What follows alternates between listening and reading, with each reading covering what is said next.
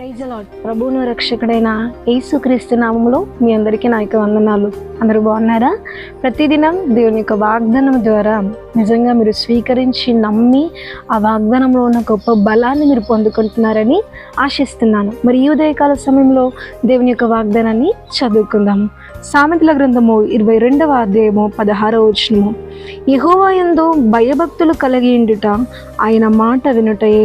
ఆమేన్. చాలా చక్కటి యొక్క వాగ్దానాన్ని దేవుడు మనకు అందించున్నాడు. దేవుని యొక్క వాక్యం మనకు సెలవిస్తుంది ఏంటంటే, దేవుని యందు మనం ఒక భయము భక్తి కలిగి ఉన్నాము అనడానికి ఒక రుజువు ఏంటంటే, మనం ఎప్పుడైతే ఆయన మాట వింటామో అదే ఒక గొప్ప రుజువు అండి. దేవుని యందు మనం ఒక భయాన్ని కలిగి ఉన్నామని చెప్పడానికి.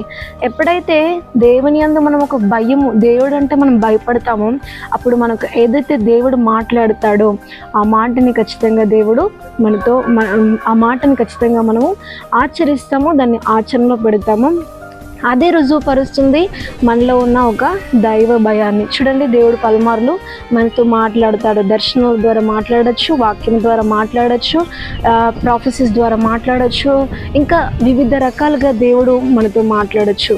ఆ మాట మనకు విడుదలైన వెంటనే దాన్ని ఎప్పుడైతే మనము ఆచరణలో పెడతామో దేవుని యందు మనము భయము కలిగి ఉన్నట్టు. నిజంగా ఆయనకు మనం భయపడాలండి ఖచ్చితంగా. ఎందుకంటే ఈ లోకంలో మనం ఎన్నిటికో భయపడతాము. నీ కళ్ళ ముందు ఒక స్నేక్ కానీ, ఒక ఎలిఫెంట్ కానీ, ఇంకా మరేదైనప్పటికీ కూడా నువ్వు వాటిని కళ్ళతో నీ సూటిగా వాటిని చూసారే అని అనుకోండి, సడన్గా అవి నీ కళ్ళ ముందు ఎదురయ్యేసరికి వాటిని మనం ఎంతగానో భయపడతాం.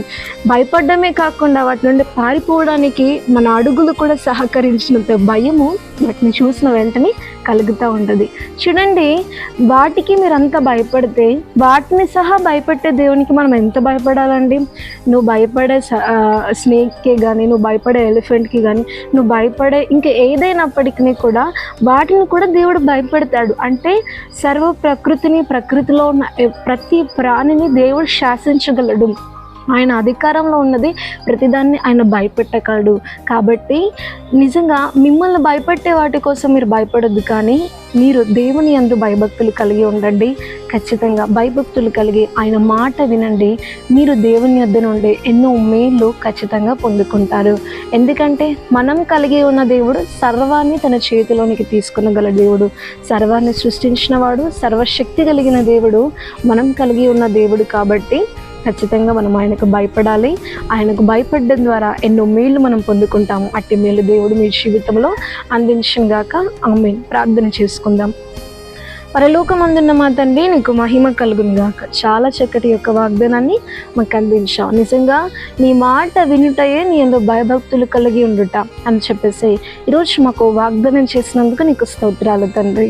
దేవా, నీ యందు భయభక్తులు కలిగి నీ మాట వినగల ఒక నా దేవా కృపని మా అందరికీ మీరు దయచేయండి తండ్రి.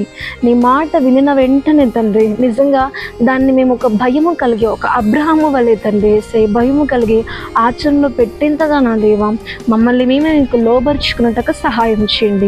ప్రతి ఒక్కరికి అట్టి మనస్సుని దయచేయండి తండ్రి.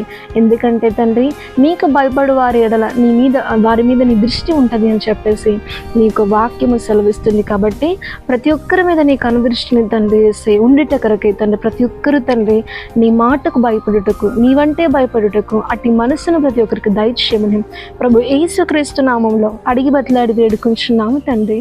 ఆమేన్.